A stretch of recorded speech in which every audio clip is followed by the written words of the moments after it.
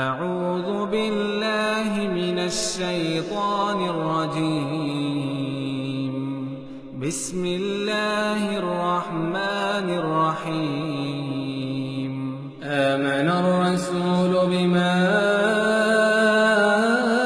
أنزل إليه من ربه والمؤمنون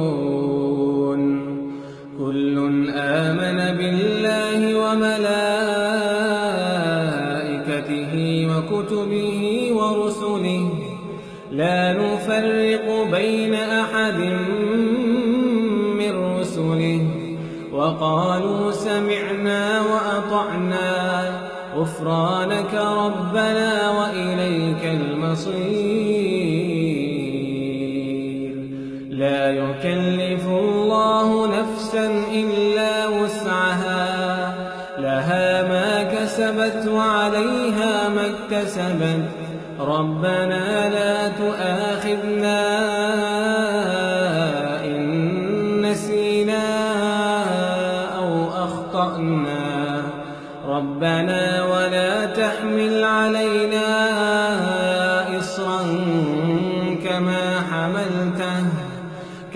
حملته على الذين من قبلنا ربنا ولا تحمل علينا إصرا كما حملته على الذين من قبلنا ربنا ولا تحملنا ما لا طاقة لنا به واعف عنا واغفر لنا وارحمنا أنت مولانا فانصرنا على القوم الكافرين.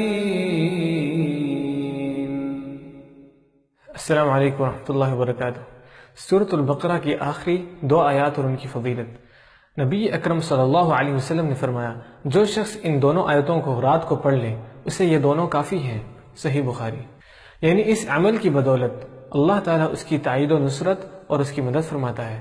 جب آپ صلی اللہ علیہ وسلم کو معراج کرائی گئی اور آپ سدرۃ المنتہا تک پہنچے جو 7ویں آسمان میں ہے، اور وہ اتنا بڑا درخت ہے کہ اس کی جڑیں 6 آسمان تک ہیں. سبحان اللہ. اس عظیم جگہ پر آپ صلی اللہ علیہ وسلم کو جو چیزیں عطا فرمائی گئیں اس میں سے 5 نمازیں اور سورۃ البقرہ کی آخری 2 آیات اور توحید والوں کے تمام گناہوں کی بخشش. یعنی جو شخص شرک نہ کرے اس کی توحید کی برکت کی وجہ سے اس کے دیگر تمام گناہ معاف کر دیے جائیں گے. رسول اکرم صلی اللہ علیہ وسلم نے فرمایا، سورۃ البقرہ کی ان دونوں آخری آیتوں کو پڑھتے رہا کرو کیونکہ انہیں عرش کے نیچے کے خزانوں سے دیا گیا ہے. سیدنا علی رضی اللہ عنہ فرماتے ہیں کہ میں نہیں جانتا کہ اسلام کے جاننے والوں میں سے کوئی شخص آیت الکرسی اور سورۃ البقرہ کی آخری آیتیں پڑھے بغیر سو جائے. یہ وہ خزانہ ہے جو تمہارے نبی صلی اللہ علیہ وسلم عرش تلے کے خزانے سے دیے گئے. اللہ تعالیٰ نے آسمان و زمین کے پیدا کرنے سے 2000 برس پہلے تک ایک کتاب لکھی جس میں سے 2 آیتیں اتار کر سورۃ البقرہ ختم کی. جس گھر میں یہ 3 راتوں تک پڑھی جائیں اس گھر کے قریب بھی شیطان نہیں جا سکتا.